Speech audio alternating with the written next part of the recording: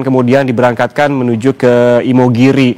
Apakah memang secara urutan-urutan dari prosesi pemakaman ini di Loji Gandrung ini hanya sebagai transit tanpa ada prosesi lagi, seperti itu Pak Bambang?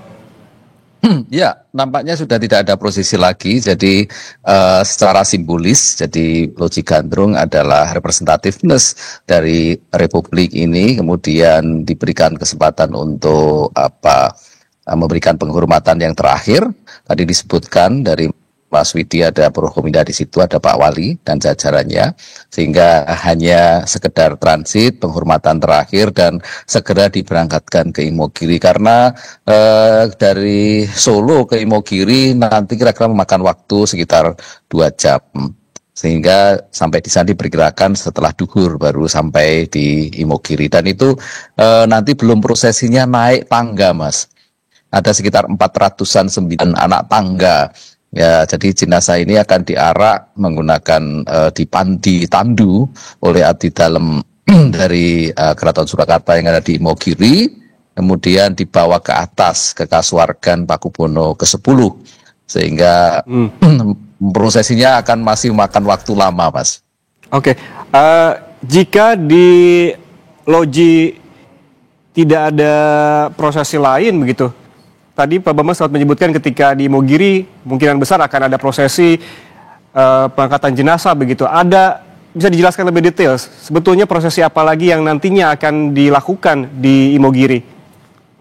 Baik, di Imogiri setelah sesampainya di Imogiri di bawah, kemudian ada serah terima dari Senopati Lampah atau ketua atau pimpinan perjalanan jenazah ini kepada Bupati Imogiri. Lalu setelah itu dibawa ke atas. Yang pertama, anak tangga bagian pertama itu menuju ke masjid yang dibangun Pakubono 10 di sana, kemudian untuk disolatkan. Jadi setelah disolatkan, kemudian biasanya ada istirahat sekitar 5-10 menit untuk mempersiapkan para penandu ini untuk siap naik ke tangga yang lebih atas, yang jumlahnya sekitar 400-an itu. Jadi naik ke atas, kemudian akan diiringi oleh prajurit dan abdi dalem ulomo atau ulama, abdi dalem ulama yang ada di Imogiri dan juga ada yang dari Keraton Surakarta secara bersama-sama sampai di atas. Jadi itu gambaran prosesi yang ada di Pajimatan Imogiri.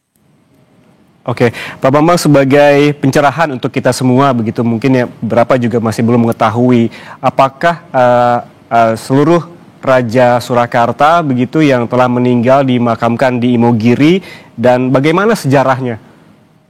Ya baik, jadi Imogiri ini kan makam raja-raja yang dibangun oleh Sultan Agung Prabu Hanyokrokusumo di sekitar tahun 1600-an dan dibangun selama sekitar 13-15 tahun oleh beliau. Dan di Imogiri ini bangunannya adalah kombinasi atau perpaduan antara Jawa kuno, mungkin kalau bisa dikatakan seperti gapura-gapura yang ada di Bali semacam itu, atau dulu zaman Majapahit, kemudian ada perpaduan, ada Islamnya.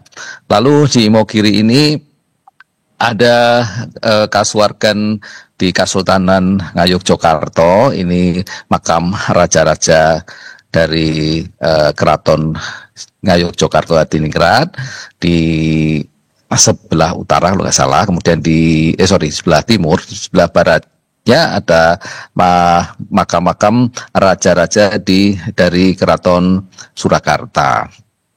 Praktis raja-raja Keraton Surakarta ada di Imogiri semuanya, kecuali kalau mulai masih zaman Mataram sebelum zaman Surakarta itu ada satu raja, misalnya Amangkurat I yang terkenal dengan nama Amangkurat Tegal Arum, itu memang dikebumikan di Tegal. karena dulu berkaitan dengan ketika Sinuhun Amangkurat I itu lari dari kerajaannya, kemudian lari karena pemberontakan waktu itu, kalau tidak salah pemberontakan Trunojoyo, kemudian keraton kemudian pada kemudian lari ke selatan dulu ke Imogiri, kemudian ke barat sampai ke Kebumen Banyumas, lalu ke utara sampai Tegal, dan sesampainya Tegal beliau mangkat di sana, sehingga Amangkurat I dimakamkan di sana. Tapi hampir semua raja Keraton Surakarta itu dimakamkan di Imogiri.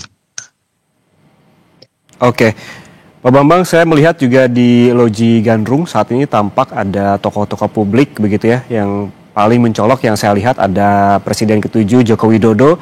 Apakah Anda mengetahui sebetulnya seberapa dekat Raja Surakarta Pakubuwono ke-13 ini dengan Jokowi? Seperti apa hubungannya? Kalau Presiden ke-7 kita, Pak Jokowi, itu tidak hanya dengan Keraton Surakarta dekat, dengan Mangkunegaran juga dekat.